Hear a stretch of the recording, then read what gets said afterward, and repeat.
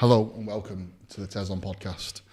I'm delighted to be joined by a lady called Cheryl White, and I've only met her once, but I've spoke to her quite a few times and I've seen her all over social media. I've got a pretty good understanding of what she does. She used to be a nurse and owns a franchise called Apollo, and they're a domiciliary franchise, and she also owns Mercury, which is, I think, a consultancy firm for franchising. Please just double check that I've said everything right, and please introduce yourself. Yeah, that's right, Ryan. So yeah, I'm Cheryl. Started working life off as a district nurse, and then started Apollo Care in 2011. Went on then to found Mercury Franchise School in 2016, where we help business owners predominantly in the health and social care space to franchise. Great, I love that. Okay.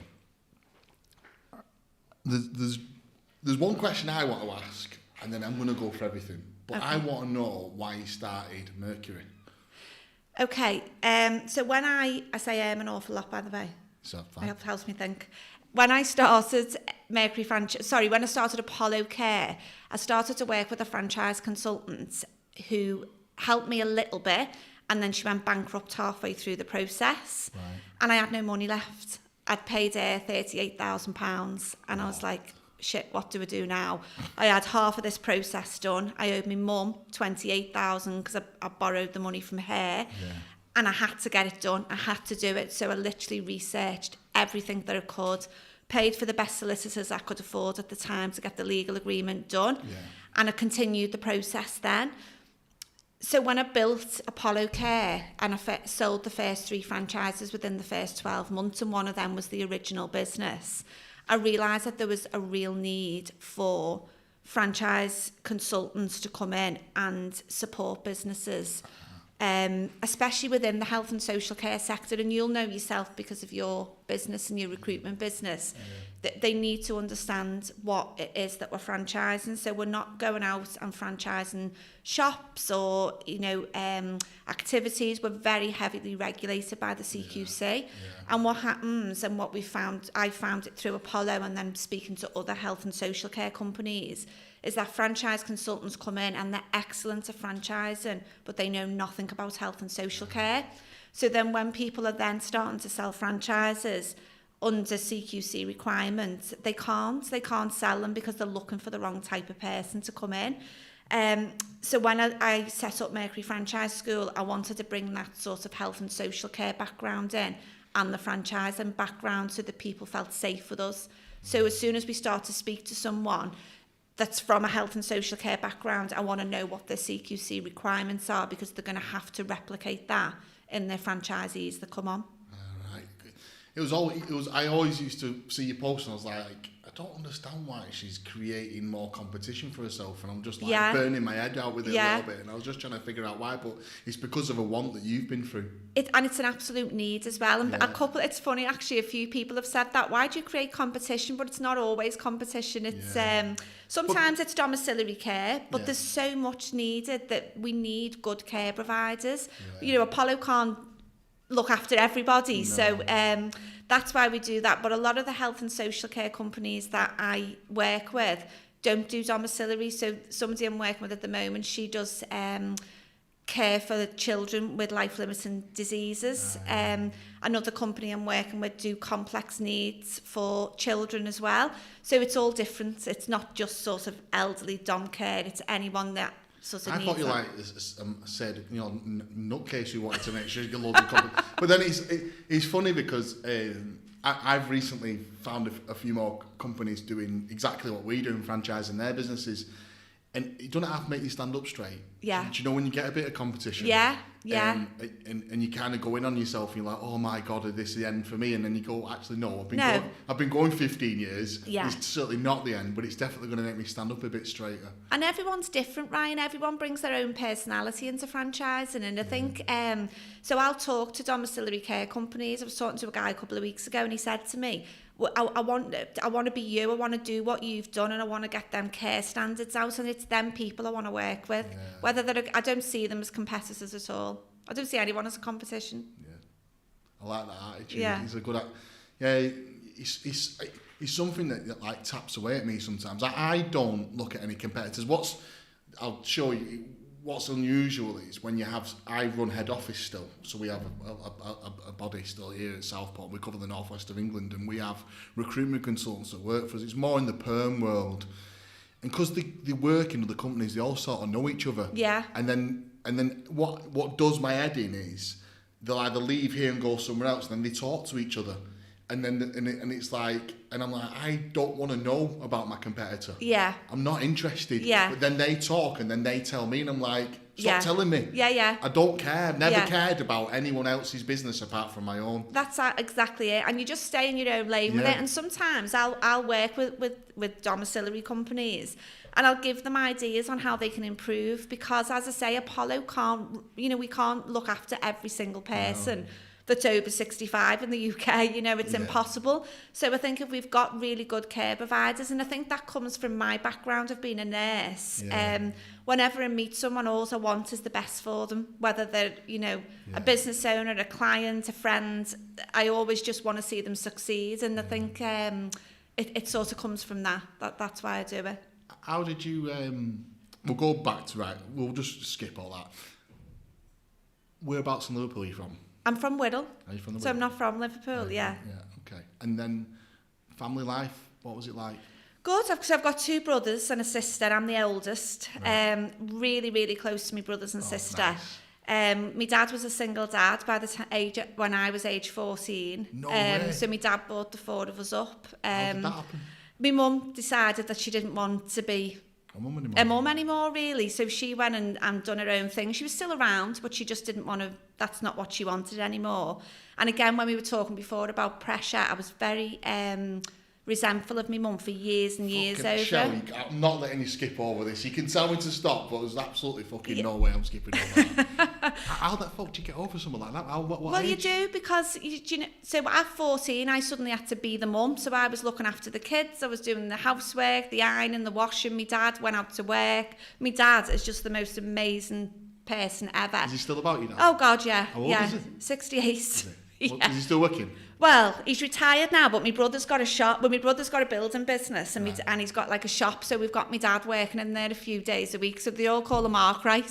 So they're going to get him a little brown jacket to wear. But yeah, he's still there, very much around, supporting us all. And yeah, I was fucking hats off to your dad. I tell you what, I think he was 38 when he took on that. What? 4 kids? 4 kids, yeah. Our Jen was only 5, the little one.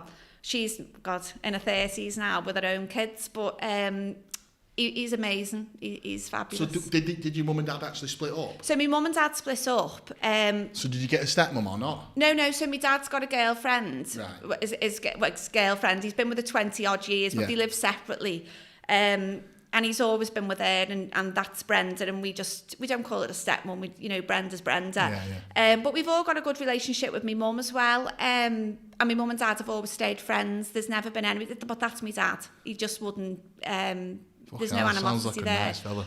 But sort of for years, I was very resentful of my mum, because obviously there was things I couldn't do because I had to make sure that the kids were all right. You had to grow up quick, didn't you? Very, very quickly, yeah. But then when I look back at my mum's life, I can see why that happened. Yeah. Did you figure that out when you were a bit older, though? Oh God, yeah. When I was probably in my late 30s, you start to sort of do work on yourself, and then you look back and think, well, my mum had a horrible life growing up, and she was kind of she wasn't forced, that's not the right word, but she felt like she had to get married at 18 to escape the life that she had. And she met my dad when they were 14, got married, and then when she got to her 30s, she realised that that's not really what she wanted to do, But now, we've got a really good relationship, me and my mum, yeah. And she's brilliant with the kids, and yeah. So she's got 9 grandkids now. Fucking hell.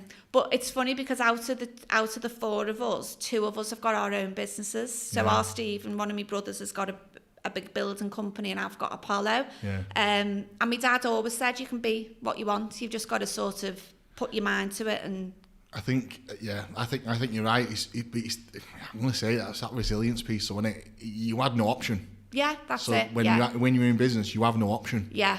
Yeah, and I think that's why now I am very, I'm very focused on what I do, and I do believe we're the best at what we do, and I don't get distracted by anything because I'm I've got that focus there. And again, like you say, there's no option, is there? Yeah, that's it. When there is no option, that's it. I reflected on that this week. I had a pretty bad day yesterday, and I've said to myself I don't want to do it anymore. But then you just sort of have to shake it off, don't you? You can have a couple of hours of it, and you think no. But that's because there is no option. Do you know what, Ryan? I think if you spoke to any business owner, especially in franchising, because you've got to be the font of all knowledge. I mean, you'll know when COVID hit, everyone just looked at us and said, well, what do we do? We had carers going out. They didn't know what they were supposed to wear. They didn't know if they were going into somewhere that could potentially kill them. And everyone looked at me and said, well, what do we do? And I was like, fucking, I don't know. You know, the government didn't even know what to do. I didn't know what to do. So it becomes your responsibility. All the time. And I think if you spoke to business owners, any business owner, I reckon we have them thoughts at least once a week that, you know what, I'm selling it or I'm giving it up. But we don't, because we just...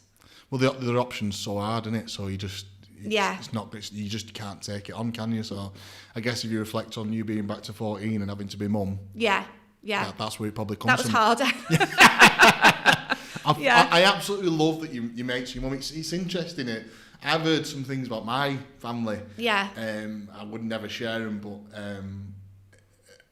very recently, and me and Mum got really close because of it, and now I understand a lot more about life. And what I say from it though is, I fucking hate Disney, because Disney just painted this picture, and everyone's life is so complicated. Isn't it? And you know what, Ryan, that happens before we were even born. So like what happened with my mum's family, it was mainly my mum's dad. And the way I look at it is he threw a pebble in a pond and it had a ripple effect on everybody. But it was up to me to say, my boys who were 15 and 8 are never going to do that. They're not going to see that. Otherwise, it's a pattern that repeats itself, isn't it? Yeah, it's true, that, isn't it? Yeah. Trying to fix yourself so it doesn't carry on. Yeah, and it's being aware of what's happened before, isn't it? Because it's so easy to say, well, that's your fault. Did you do a lot of work on yourself at any point, Cheryl? I always do it, Ryan. I continue to do it now. I'm always trying to... But again, I think it's people's personalities, isn't it, again? And if you spoke to my two brothers, they would paint a completely different picture to what I do, because they're still quite resentful sometimes, the both of them, and I have to, I mean, they're in the 40s now, and I have to say to them, you know, that's enough, you can't keep doing that. And I think it is very much down to personalities, and you've got to constantly develop yourself, haven't you, all of the time? It's looking at it's a deep conversation, this, for me. I'm trying not to get upset, but it's about that awareness piece, isn't it? And when you go through life, and you literally see people who completely aren't aware about how they're treating other people. And it's not like some fucking grey area where they're not particularly nice to me or that situation. They literally have gone through their whole teenage, adult life, had kids, got married, and are completely emotionally unaware of how they treat other people and what goes on around them, because they've not gone through anything. They don't know. I'm not, like, it's fucking true. I used to think it wasn't true. I used to think everyone was emotionally intelligent. I used to think everyone was online. They're not. And they're really not. And I'm 41 today. And I can categorically say I've met some people in my life and they have no emotional awareness about how they treat people, how they go about doing things. And I think some of them are a little bit malicious as well. And I think they kind of like it. And that control piece they have. And I guess it's like everyone in the world, they've just got, if they just had a little bit of awareness about life can be really difficult. Everyone's got lots of different backgrounds. Just show a little bit of empathy. It doesn't have to be suck the fucking life out of your empathy. Just don't be a dick. Don't be awkward. Don't be hard work about this situation. You don't need to say that sentence. That type of... doesn't have to be deep conversations about how you're going to control life. It's just... have a little bit of empathy. It's just being aware of how your reactions affect other people, isn't it? And some people are totally unaware of that. And again... you think, is it their fault, or is it just that they've never been shown that? You don't know. No. You'd never ever know that, would you? And I see people, you will as well, you see people like that all of the time, and you just think, I just try and keep away from them now, always. They just zap the fucking life out of you. Yeah, honestly, 10 years ago, if they would have said to me, 2 and 2 is 6, I would have argued with them and got into it, Now I just say, yeah, that's fine, yeah, you go off and you do that, because I can't be arsed with it. You've got to protect your own energy. Yeah, I know. Okay, so 14, become a bit of a mum. How did you get from 14, all that? Did you enjoy school education? Oh, I loved school, yeah. I was a proper SWAT in school, loved every bit of homework I did. And then I started working when I was 14, so I needed some money, so I went and worked in a local nursing home. Oh, did you? At the top, literally 2 minutes walk from mine. My dad used to walk me up. I used to do a sleep in, so it was 10 o'clock at night till 8 in the morning, and then I'd come home, get showered and go to school. Started doing that, and that's when I really found out that that's what I loved doing. It was looking after people. I mean, in them days, 30 years ago, people were in nursing homes who were in the 60s. When their husbands died, women were literally put into a residential home. That's by their families. So they were all youngish. Get my mum out of the way. So they were all youngish women in there, in the 60s, 70s, and I absolutely loved it. And that's then when I started to think about what I wanted to do. And I spoke to my dad and I said, you know what, I think I'm going to go and be a nurse. And that was in me from a really young age. Yeah, I can imagine you go straight into being a nurse. So which university did you go to? Or did you Liverpool. Yeah, so I went to Liverpool. I'd have loved to have gone away to uni, but I couldn't have left my dad. So I went to Liverpool so I could still come home and go backwards and forwards, and I did a lot of my training in the cardiothoracic in Liverpool, which I just loved. It was brilliant, and then when I'd done district nursing as one of my placements, I thought, this is it, I've found. What does a district nurse do? So it was, you go out into people's homes, so people who can't get, it's mainly housebound people. So you do any wound dressings, catheter care, and then I sort of specialised then into palliative care. So it was people who had a prognosis of less than 12 weeks, but wanted to die at home. So I became their lead nurse for that. I think we had end of life plan for my dad in a nursing home. That's how he did. Yeah. I met the nurse there. She's lovely. Yeah, and I loved it. It was a brilliant job. You have to be a special kind of person to do it, don't you? Yeah. But it was a job, it was something that I loved, and I never ever wanted to leave it.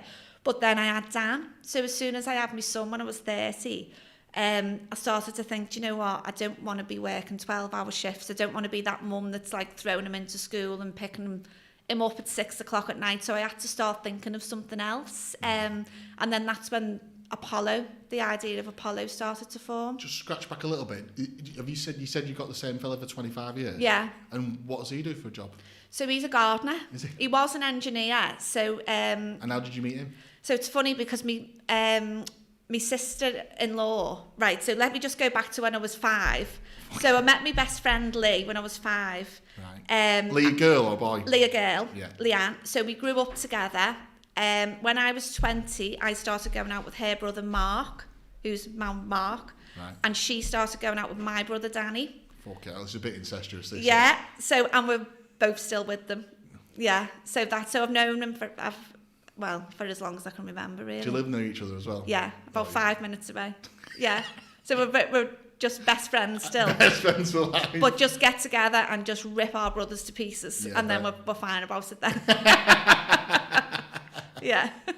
So what does Leah do? What does Lee do? Lee was a healthcare assistant, so she used to work with me. So when I was a nurse, she was my healthcare assistant, and now she does her own little cleaning bits. Yeah. Yeah. It's nice that you've got a long friend like that. It's a nice thing, isn't it? I don't have many friends, but when I hear people who've got lifelong friends like that, I think it's so nice. Yeah, it's nice to share your life with someone, isn't it? It's lovely. And my other friends, I've got 4 best friends. We've been best friends. Christelle, who's also one of my best friends since we were 13. So we know the ins and outs of what we do. She's also got one of my franchises. Yeah.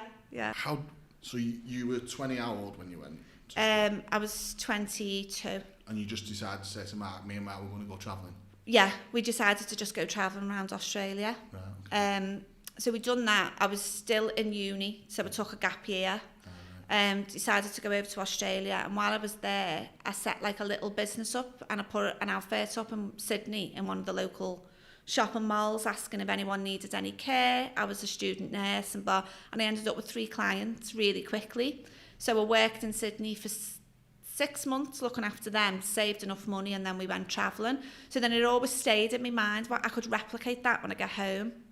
And that's when, and then when I had Dan... How did you just think of that? You just thought of it one day in Australia. I thought, you know what, I don't like working in the nursing homes here. I don't like them. They're very institutionalised and they're not, you know, it just wasn't me at all. So come on, talk me through this process. What you just set up a stall in a shopping centre? So what I did is, so in Sydney, in the middle of, they have the shopping malls and they have like big billboards with like people selling cars and doing all sorts of things. So I just put an advert up saying I was an English student over from England, student nurse, and if anybody needed any in-home companionship care.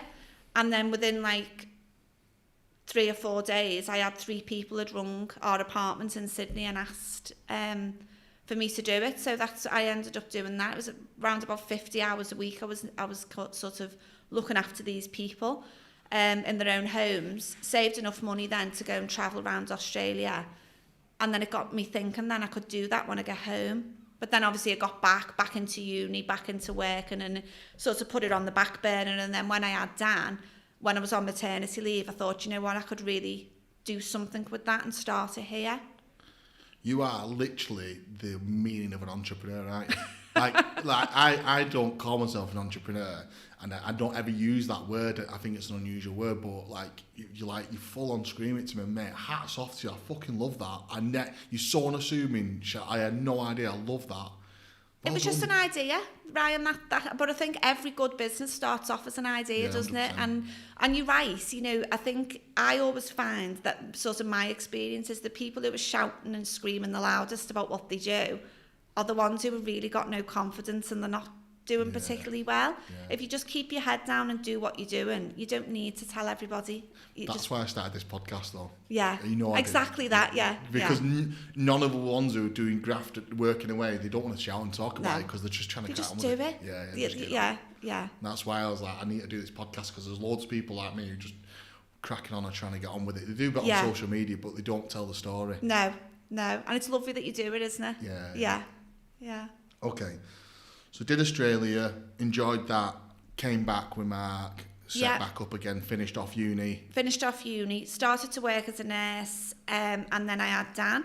So then when I was having Dan, I thought I'd love to set that up, what I did in Australia, but set it up here because I could see how poor the home care standards were on Wirral. They were just dreadful, awful. Because you were doing the district nursing? Yeah, because I was doing the district nursing bit and I was seeing it all of the time. So I thought, well, I'll set up a home care company. And this is me and my naivety. I'll just run it part-time. I'll have a couple of clients and I'll still nurse. But I couldn't afford to pay to have all of the paperwork, you know, buy everything. So I literally wrote everything from hand. It took me 3 years to do it. The whole thing. I wrote every policy, procedure, assessment pack, everything. And then in 2011, I was ready to start Apollo. So that's how I did it. Started preparing it in 2008 and just worked my way as I was nursing to set it up. Smashed it there, haven't you? Why did you call it Apollo? I was in Greece and I was trying to think of a name for it. And then I was on a boat trip and I seen the word Apollo and I thought, oh, that's quite nice. And I thought A as well will be top of the social list.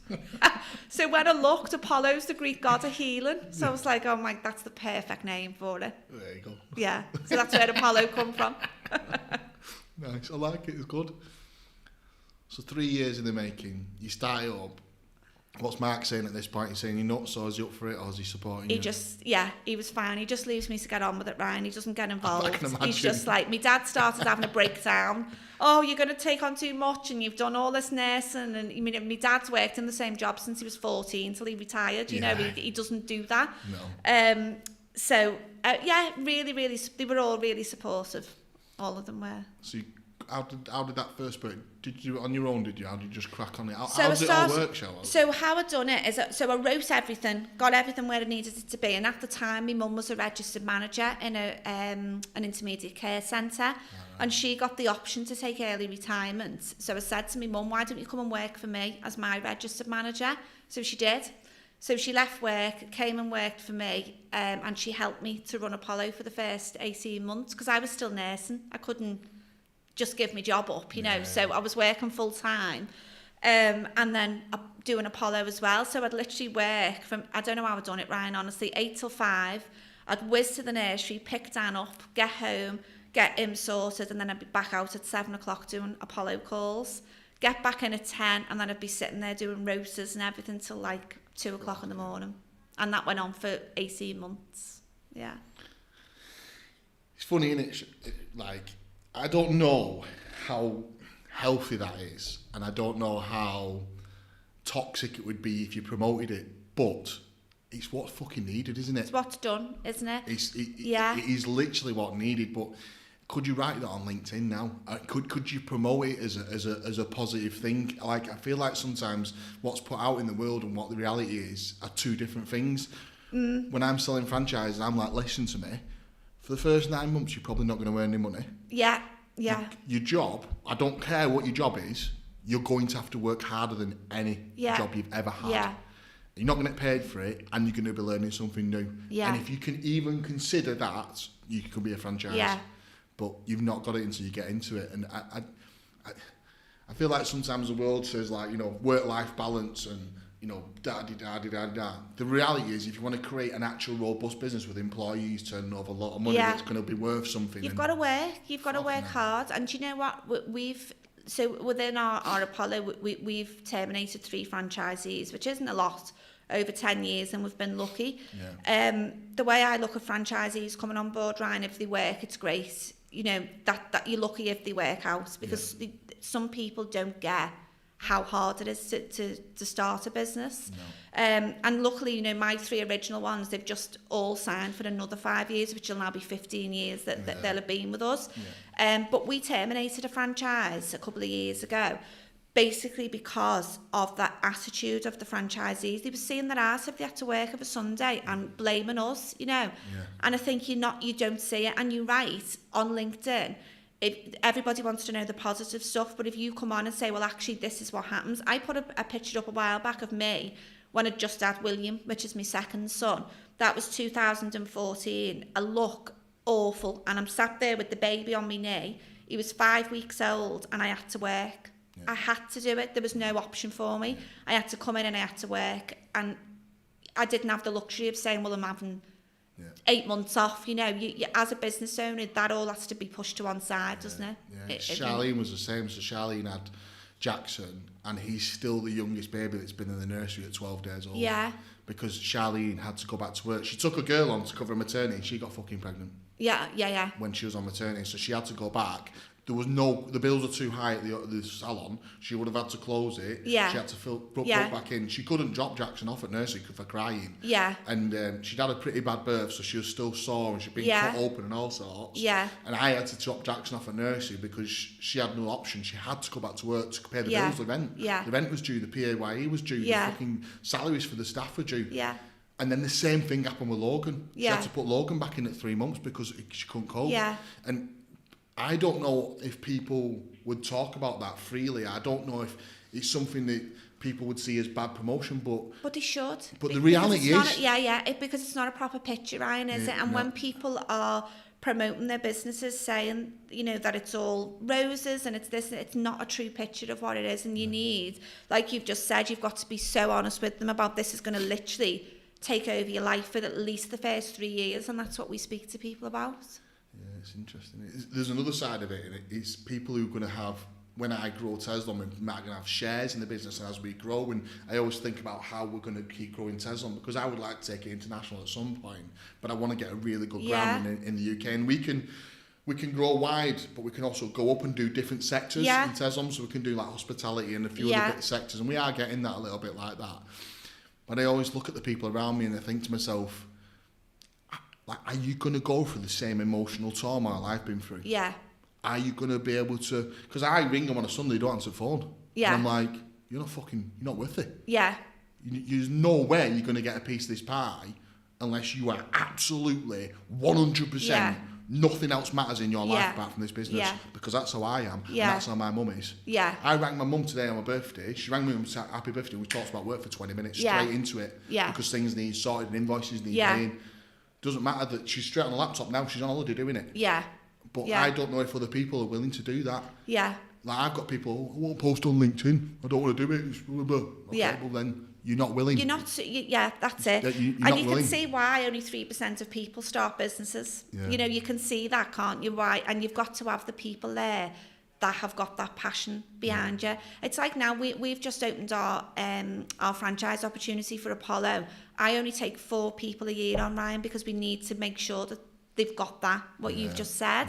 Yeah. And we think we've got our 4 now for this year, and they're going through the onboarding process with us now. But even now, I'm looking for them red flags. Are they getting back to us? Are they on it? And if they're not right. They can't come in. Yeah. It's too fast to pace business, isn't it? Yeah. I had hopes and dreams of doing 10 last year. We did 6, and I went into this year, and I'm happy with 6 again this Yeah, year. I yeah. know I can do 6 comfortably.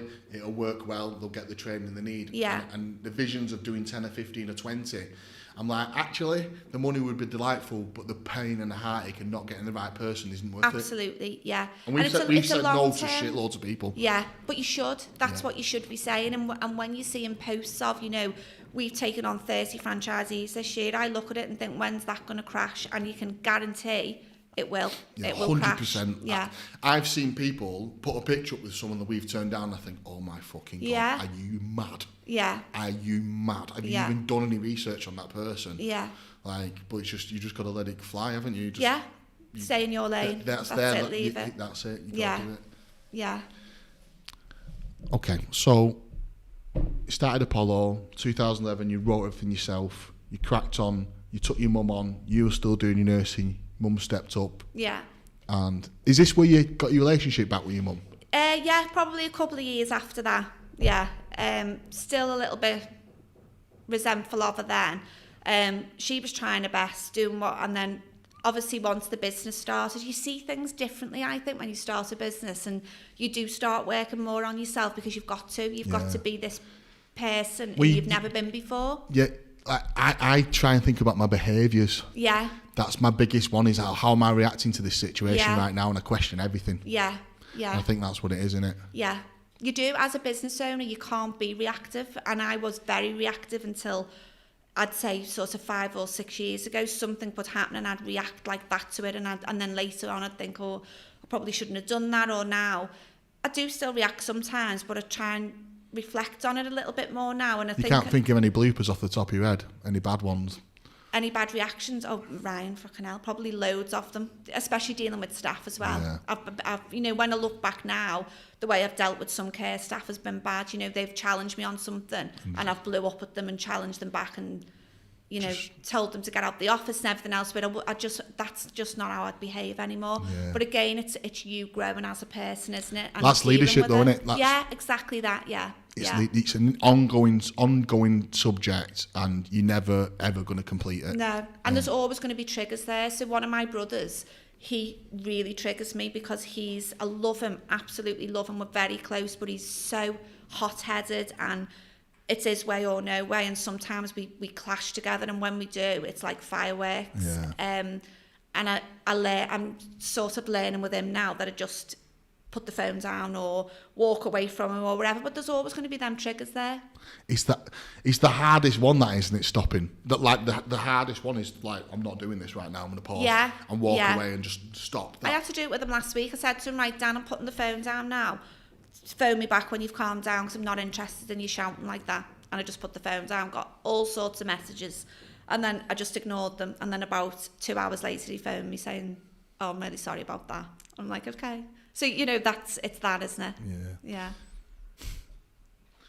It's nice to hear from you, because you do live in a bubble sometimes, and you go through all these fucking emotions and this learning, this behaviour, and challenge yourself all the time. And it's just nice to hear it from you, and you think, oh, I'm not the only one who's going. No, we all do. But again, like you say, it's not really spoken about, is it? No, it's not. I was talking to one of my mentors a couple of weeks ago, and we were saying something similar to what you do. You know, you see So we were talking about women in franchise and female franchisors, and they tend to sort of hide who they are behind their brand. Yeah. So they don't talk about who they are. They don't talk about, I've had a really shit day, or this has happened and that's happened. And my goal and my dream is sort of to pull all of them people together in a room and say to them, leave your brand there, leave your brand at the door, you can pick it up on the way out, let's work on you today and who you are. And that it's absolutely fine to bring you into your brand. And I think you do that amazingly well. With Tezlom, you can see that you are the brand, and it's your personality into that, and you're attracting the people around you to support you with it. You do it brilliantly, I think, really well. I appreciate that. Yeah. I just can't be any other way. Yeah. It's interesting, that sentence just hit something with me. You attract the people that you need around you. 100%. And then you also get rid of the people you don't need anymore. And not that person or people are toxic as a person, individual, but because of the journey you're on, you either attract the new people into your life and you embrace them and get rid of the older ones or the ones that no longer work, because, it's interesting. And the ones who are supposed to be there will always stay. No matter what happens, they'll just be there. Yeah. Yeah.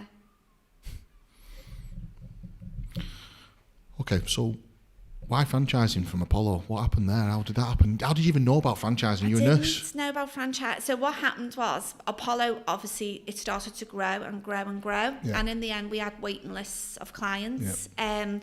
One day I was at home and started to get real bad heart palpitations. I thought I was having a heart attack. Went up to the hospital, went up to A&E, and they admitted me and put me on monitors and everything else. And it was stress. That's what it was.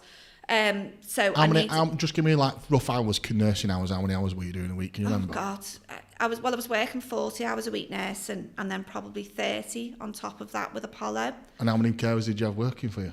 At that point, I had about 40 carers. Fucking hell. Yeah. So it was really, I was so stressed. Yeah, you were doing some hours then, weren't you? Only 2 or 3 then as well. Fuck. So it was stress. So I had to make a choice: give the business up or give nursing up, one or the other. So I went to sell it. I went to my accountant and said, look, I'm thinking about selling Apollo because I can't do it anymore and everything else. Anyway, she said to me, have you ever thought about franchising it? Your accountant did? My accountant said it to me. And I didn't want to look like a dickhead. Didn't know what it was. And I went, yeah, and I've had a chat about it. Got in the car and Googled it. I literally Googled, what does franchising mean? Read it. And I thought, oh my God, that would be perfect for Apollo. So I went and found a franchise consultant. This is Lady Talks. Yeah, had a chat with her. She then gave me the price and everything else, and I didn't have that. I mean, that was just ridiculous amounts of money for me. I was only earning about $2,000 a month. Yeah. So I went and had a chat with my mum, and I was like, Mum, I can really make it work. I just need the money. And my mum had just taken early retirement, so she got her pension fund. And she borrowed fucking me hell, the money. hats off to your mum, yeah. Yeah, I know, and she did believe in it, she did, because she'd worked in the business for 18 months, hadn't she? Oh yeah, I suppose. So you just went for it then? I just went for it and thought, you know what, it's this or I just sell it.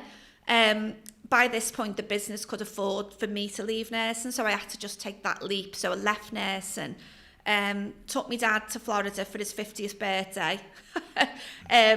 Come back, and I thought, right, this is it now. I've got to do this, and started to look into the franchising side of it, and it was the best decision I ever made. It allowed me then to step away from the business. Yeah, love that. Anything? So, 2011. You started franchising it, with this consultant, and you moved. You left the consultant, didn't you? And then just cracked on your own. Yeah. So the consultant went bankrupt. Yeah. She went bankrupt. That's her story. That's not for me to go on. But she went bankrupt, and I then had to. I was left with this business that was sort of half franchised and no money. I didn't have any money left. So I had to try and carry on the process myself. I didn't really know that much about it. When I think back now, the 3 people who I sold my first franchises to, 2 of them were carers who worked for me. They were senior carers, and 1 was a guy who we looked after his parents. And he was a solicitor, and he wanted to sort of buy the original business. Yeah. So that cash injection from selling that original business helped me then to get the best solicitors in, to then build the franchise up. looking back now, Ryan, on that legal agreement, the very first one that franchise consultant literally emailed to me and said, use this, and I did. If anybody would have took me to court, I wouldn't have stood a chance. Yeah. I think everyone's the same with that show. Oh, God, it makes me cringe when I think about it. And now, you know, when I'm talking to any franchisor, I'm saying you can have the nicest office, you can have the best manual, and you can have the best website. If your legal agreement's shit, you've got nothing. Yeah. Absolutely nothing. We were nice. Fiona Boswell did ours, and it's mustard, and I'm very grateful of her because she's been some really good support. She cost a fortune. Yeah, it's worth it though, isn't it? I just try not to speak to her because she cost me 300 quid every time I speak to her. Yeah, but in the wrong job. Yeah. But yeah, I think the fundamentals of franchising is definitely a franchise agreement. I know everyone bangs on about the ops manual, but I think it's a little bit further than that. I think it's the team that support the franchise network. I think your ops manual is great, but I question how many franchisees actually read it. None. Yeah. I'll tell you that for nothing. We've done like a little survey with ours and said, how many of you actually read the manual? None. Yeah. They don't do it. So ours is electronic, and you can see when people are logged in. Yeah. Don't log in. And it's boring, isn't it? Yeah, but I wouldn't do it myself. Dull, isn't it? I know, neither would I. And again, you're so right, Ryan, what you say. It's about your team. Yeah. You've got to have that team there. Yeah, that's that. Forget about your website, forget about your merch, forget about everything else. The reality is, to set up in business, they just want someone to do the fucking payroll for them and get them out the door. That's what they want to do. Yeah. And that's the reality. And the reality is the team. You've got to have a mustard team behind you who just love the job, get loads of purpose and drive out of it, and then push the business forward. And that's the reality of it. Franchise agreement needs to be locked down, and the fundamentals of the basics, the admin to get paid and all that sort of stuff needs to be locked down. Everything else can sort of, I think, no, the BFA will kill me, but go out the window. But that you need everything else in the window. But yeah. So you sold your first franchise in 2012 or? 2012, I sold the first one, and then we just went on then to sell. Again, we've grown quite small, quite slowly, deliberately, because we wanted to really get our teams. We've got big care teams. So we're at 11 franchises now, and we're just looking at another 4 for this year, and then another 4 for next year, and then we'll just sort of regroup and see what we want to do with it then. Yeah. So we're at 16 now, and I think the maximum we can do in the UK is about 42. Yeah. So we'll just grow at that pace, I think. Yeah. But the other thing is supporting the ones that are already in place. That's it. It's them, isn't it, that you need to be supporting, and we do. It's a bit of both, isn't it? It's trying to sell them at the same time, but support them at the same time. Yeah. So I've got 4 franchises that all tell over 10 years now, so they're a bit more established. And I mean, it's a bit of a weird situation. I mean, the visas are making the temporary market a bit weird. But it'll pass. It's just business. Yeah. There's always something in business. Yeah. It's never consistently goes up all the time. Yeah. There's either staffing needs. I'm sure you'll be the same. It'll be trying to get the right staff, trying to get the right trainer. Yeah. There'll be all sorts of mad stuff that I don't even know about that you'll go through. Everyone's sort of the same. But yeah, the minute it's the staffing thing, but it'll pass. Yeah. And then it'll move on. It'll go into a new year, and it always is, Ryan. And I think sort of with our established teams now, they could double their growth over the next 12 months, but it's the staff that holds them back, because staff are hard to find. Yeah. Really good staff are hard to find, and that's something that does hold Apollo back, because again we're really fussy about who we will bring into the business staff wise. But again, there's always something within business, isn't there? Yeah, I think every business is the same. It's just trying to get the right bums on the seats and get them out there. First it's promoting it like mad, and then getting established, and then go from there. I think as well, as a franchisor though, you've got to sort of plan ahead for those. So when we looked at that during COVID, we could sort of anticipate that there was going to be a staff shortage after that.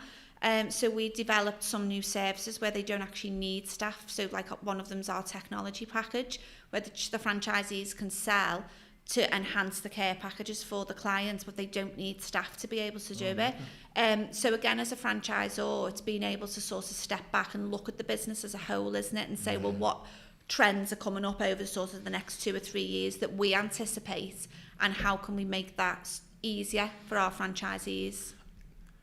You probably, if it sounds like you're like me, you work on the business. Yeah. So I very much work on the business day to day. I pretty much don't do anything. I looked at my emails. I'm not sent an email yesterday. Yeah. But it's it's having the ability to step back and work on the business. So in lockdown, we went into permanent recruitment. We never done permanent recruitment properly before. Yeah. Now we've got a permanent department. We've got a few consultants. We're trying to grow the consultancy. We did exactly the same thing. Thought about it, start doing perms. Now we work a lot of dom agencies, supply managers. Yeah, and a lot of care managers are all over the UK. And we're starting to do the franchise network. Some of the franchisees are starting. Some haven't, but some are. Yeah. We've put it in the ops manual. We made it available for training if they want to do it. And then the other thing is looking at the CRM system. It's not always the growth outwards. Sometimes it's growth up, isn't it? What can I do in the business to make it quicker? Better and faster. And your franchisees, you know, so you've got to, again, like you say, it's looking at them and working up rather than out, isn't it? So we've got our teams now, and the 11 teams that we've got now that are established, the growth plans we've put in place for them over the next 2 years would be that they all triple their turnover in the next 2 years, and it's easy doable. But again, it's us bringing in them services for them to be able to do that and getting them all on board with it as well. That's a bit as well. Yeah. On board and get the same ideas. Yeah. I love your journey. I had no idea what you've been through, and I had no idea how it got. I'm so glad you've answered that Mercury question. You used to do my head, and I'm like, what the fuck is she doing that? I was like, I don't get it. It doesn't matter. Yeah, I think as well, when you're from sort of the background that I'm from, excuse me, it is looking at care as a whole, isn't it? And it's needed so much, you know. It's I mean, one of the ladies I'm working with now, she had a little boy exactly the same time as I had William. There's 3 weeks apart. And he's got a terminal illness. He's only 8, AJ, and she set up a business called AJ and Friends, and they provide domiciliary services for sick children. So it's her, I'm franchising her business now. Oh, nice. So again, it's the impact of all of them kids that are going to help. So it's not always competition within. Do you find it hard sometimes that you're nursing that off? Or not? Do you think sometimes does it ever conflict? Sometimes what business decisions you have to make? With what, sorry? With like do you ever feel like there's ever a conflict between being a nurse and being a business owner? Have you ever? Sometimes, yeah. I've got 6 franchisees who are nurses. Yeah. And sometimes I'm like, you're not a fucking nurse. Yeah. It's hard. I think, do you know what, Ryan, if I had the time, I'd nurse again. I absolutely loved what I did. At one point last year, I was thinking of re-registering and doing some nursing shifts because I just loved what I did. Yeah. But then I had to be realistic about time and everything else. I just wouldn't be able to do that. But as a nurse, I don't know whether it's just your personality, but one of the issues that I've had, I always see the best in someone and I always want the best for someone. And when it turns out that they're not who they say they are, I struggle with that quite a bit, which you find that in business a lot, I think. Missed opportunities, mine.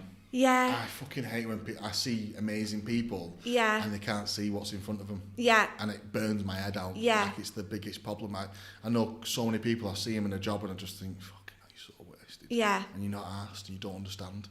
And you can't tell them because they're never ever going to change, are they? And that's what they want to do. And yeah. You just want to shake them. Yeah. Yeah. Yeah. I guess you'll see that being a nurse and yeah, I can see your point. It's you have to be super empathetic to be a nurse, don't you? Yeah. But sometimes it is to the detriment of you as well.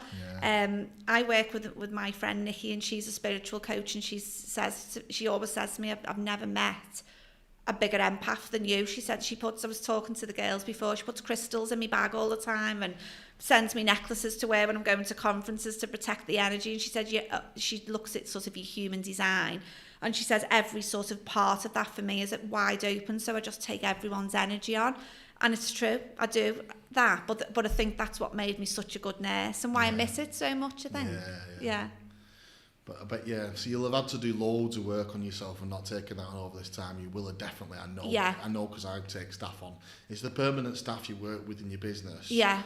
Trying to not let them alter you too much sometimes, and you want to take everything on. I literally know every single person that works with me in my office and try my hardest to make their life the best they possibly can, but also make sure they do the job at the same time. Yeah, and that's part of being a team. We had a workaway day with our Apollo team yesterday. It was brilliant, So we done lots of work on the franchisees, and then in the afternoon they all shared what their dreams and goals are for the next 12 months and how their job will allow them to fulfill that, and they loved it, all talking. And again, like some of the things he said, I thought, God, I never ever knew that about you, or I didn't. And there's only 4 of them, you know, so it was really interesting to listen to what they were talking about. What are you going to do the rest of your life?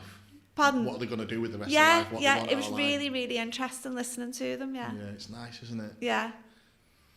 I always worry about that, because if they don't know the answer to that question, or they haven't really thought about it, it's like, were they going to be in the business as well? Yeah. Because that's part and parcel of it, isn't it? Yeah. At the same time, you need to know what they want out of it. Yeah. So then you can plan and grow there, because you always want them to grow. Exactly, yeah. And all of them said they can see themselves being with Apollo forever. You know, they know that working with Apollo will help them to achieve what they want, and that's it, isn't it? That's what you want them to be doing. Yeah. Okay, so then we know the future of Apollo. Tell me about Mercury a little bit more.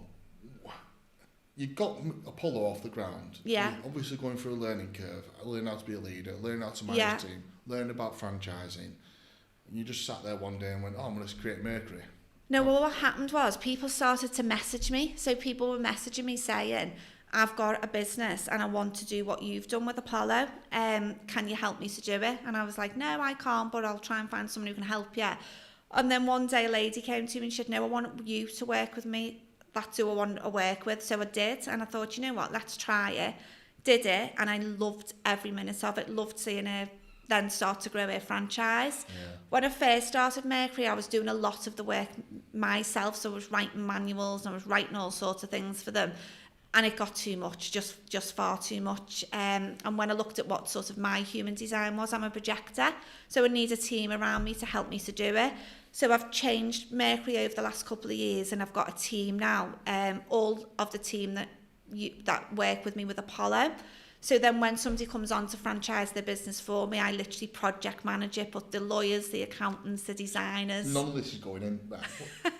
Just, you talked a little bit about you're a projector. Yeah. How did you find that? What did you say you did? Right, so my friend Nikki, she does human design work. So I need to meet Nikki. Right, do human design work, Ryan. It is amazing. So Nikki Kinsella, she's one of my best friends. I love her to bits. And we went on a retreat last year to Mexico. Yeah.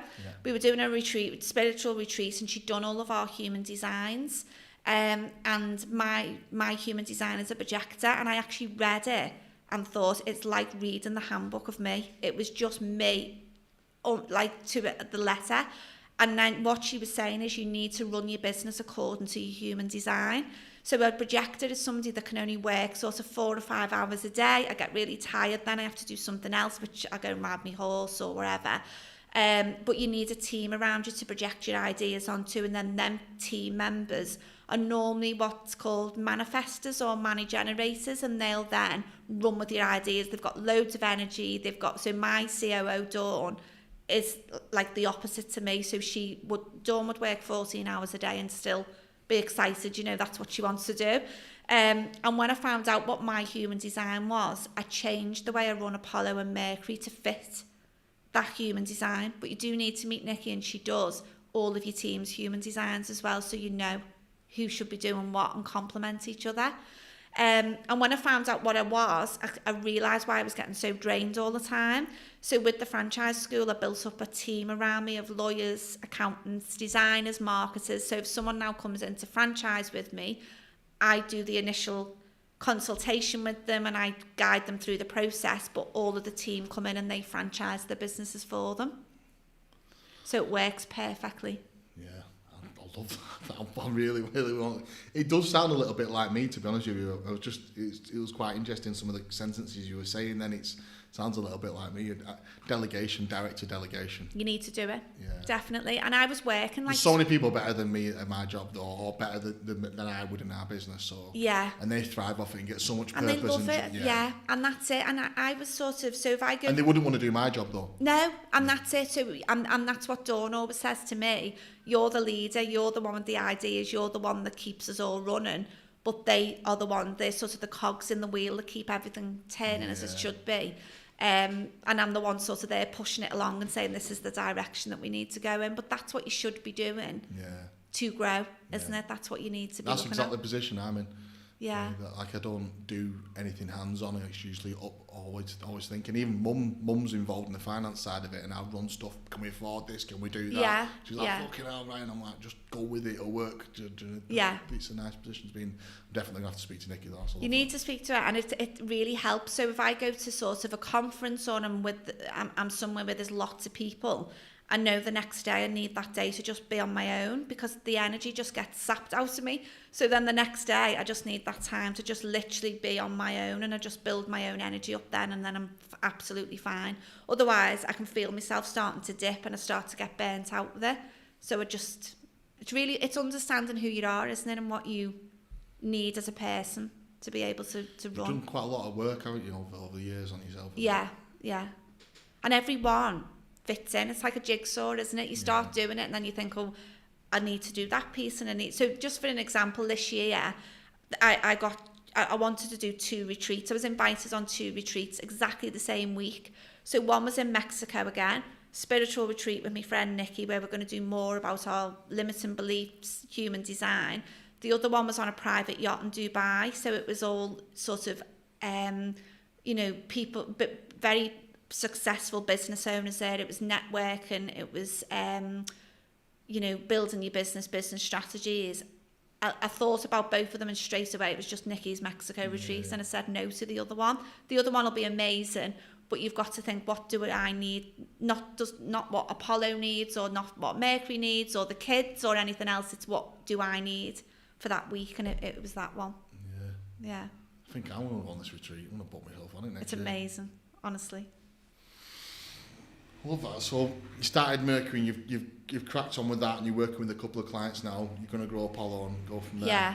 And again, with Mercury, I only really work with 4 to 6 clients a year. I don't want lots and lots of people coming in. I advertise it a little bit. I tell people about what I do. It's more referral, word of mouth come to me. And again, going back to human design, one of my human designs is I have to wait for the invitation. So if I'm sort of, I worked with a business coach once, and she was really, really good, but she was, you've got to follow up, you've got to push, and I used to sit there and literally like cringe having to do it. And now I know my human design, I tell people about what I do, and then I literally walk away and wait for the invitation. So when they come to me and say, I want to work with you, that feels really right for me, rather than chasing after someone. And again, I've been able to sort of design the whole businesses around that sort of waiting for the invitation, and I make sure that I do that now, so the people that come would attracting the right type of people in. I absolutely love that you do it like that. That really rings for me as well, It really resonates how I do business as well. Yeah. Like I don't chase franchisors or franchisees, and if anyone's, like even some of the banks we work with, I won't if they don't come to me, then I won't go. You just wait for that invitation. I wouldn't be surprised actually if you were a projector. Yeah. It's nice that you like it though, because some people they go, okay, and they just turn away from me. I think I've just got an appetite of wanting to investigate in myself all the time. Yeah. Went through a little bit of trauma with my brother passed away and took his own life 4 years ago, and from that point I've just questioned my own behaviour. Yeah. I did a lot of counselling, and that made me question everything. And then when my dad passed away and mum has got older and older, and she's gone part-time, it's not been officially said in Tezlom, but it's just happened that I'm naturally running the business, and it's going that way. And I think when you got a team of I think 17 or 18 of us, and then the franchise network 60. It's big, yeah. I think being a male, got testosterone problems left, right and centre, and I've got to keep that in check as well. My ego, I try my hardest literally all the time, but it fucking doesn't half sneak in. That bit of work, and I think it's just always questioning myself and behaviours and how I've dealt with situations. And so when you're talking about that, I've got a real appetite of wanting to know about that, because that would really help me going on my journey and trying to get to be the best person I can be and get the best performance out of the team. I'm going through a couple of things with some of the team at the minute, and having to just get coaches in and other people involved, because I can't control that, and I'm not good enough, or if I do it, I'm going to take my eye off the ball with this, or I have to change the way. And the learning curve that you go through as other people, like wanting to jump in and support other people when I know that the best thing for them is actually to fail, so then they learn themselves. It's all these complex things that I never knew I'd have to go through growing a business. And that's another reason why I started the podcast, is because every single person that's got a franchise network or runs a business, it's more with the franchise industry because you're also running a business, but you're also coaching a million other people. You've got the life savings on how to run a business. So I feel like there's an extra added pressure of mental resilience. There's a lot of pressure there. Yeah, definitely. And I think, do you know what, Ryan, the sort of the starting point for any of that is to understand that every single one of us are different. Yeah. We've all got different backgrounds, we've all got different behaviours, and we're all designed completely different. So the way I would react to one thing, you would react completely different to it. And that doesn't mean that I'm right and you're wrong, or the other way around. It's just who we are as people. And when you start to look at that design of people, you realise then, okay, they're doing that because that's what and then you it does start to make sense.